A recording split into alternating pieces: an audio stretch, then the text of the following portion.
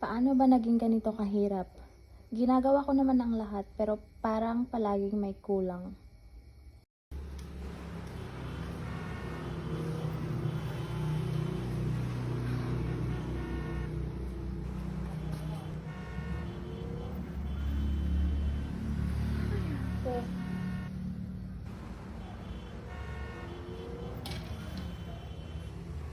Tama na.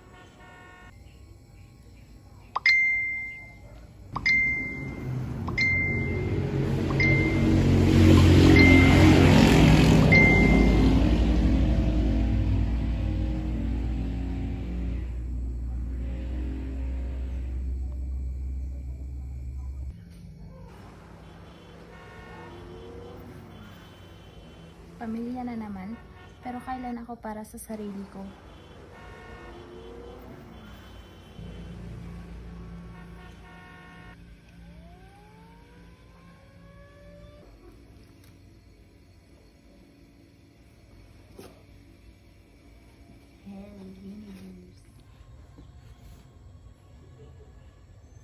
Ano bang meron dito? Ano to?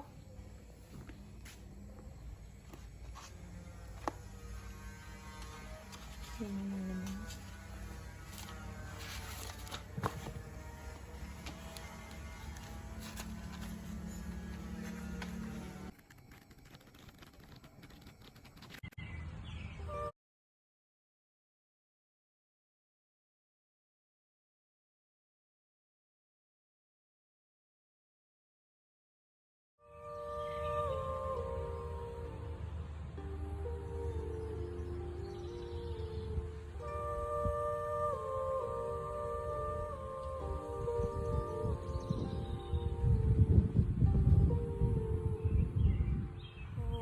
Maligayang pagdating, Lira.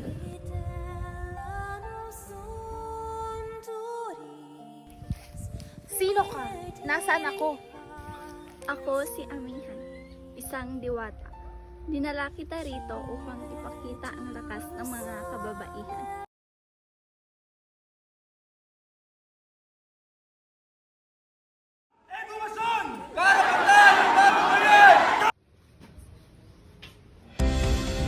Magandang hapon.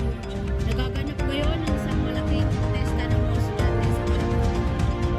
Kanilang panawagan, hustisya, kalayaan at ang pagtatapos ng panunupil sa ilalim. Lagi na lang ang laban nila ang nasa isip. Paano ko sila maproprotektahan? Kung mawawala sila, paano ang pagiging ina ko?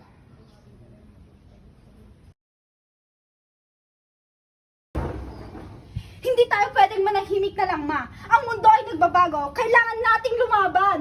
Ay hindi sapat para sa digmaang ito. Ang lakas ng isang babae ay makikita ang sarili niyang landas, kahit ito'y salungat sa nakasanayan.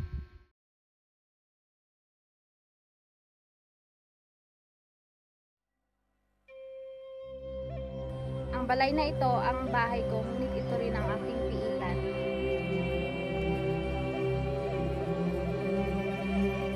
Hindi ako pinahanap para maghintay. Ang mundo ay mas malakibang kaysa rito. Ang lakas ng isang babae ay makikita ang sarili niyang landas, kahit ito'y salungat sa nakasanayan.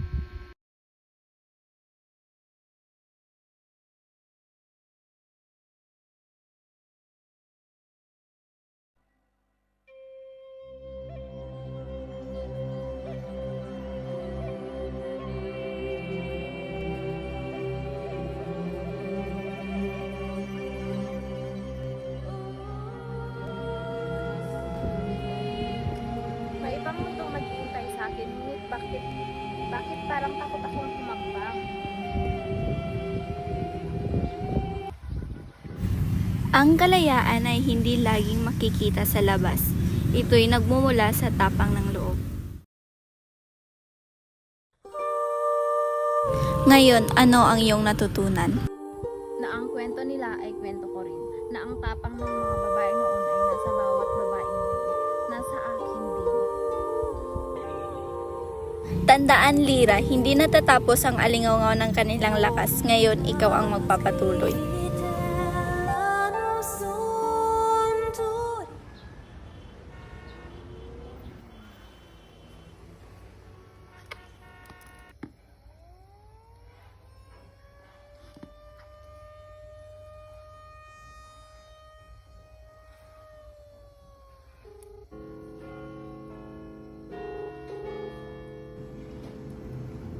Hello, Ma.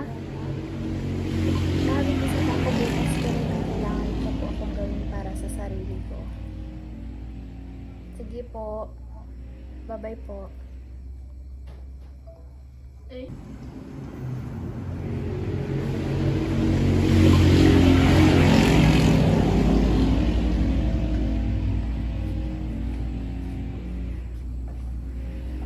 Sa bawat henerasyon may bagong kwento. Ang sayo'y ay nagsisimula pa lang.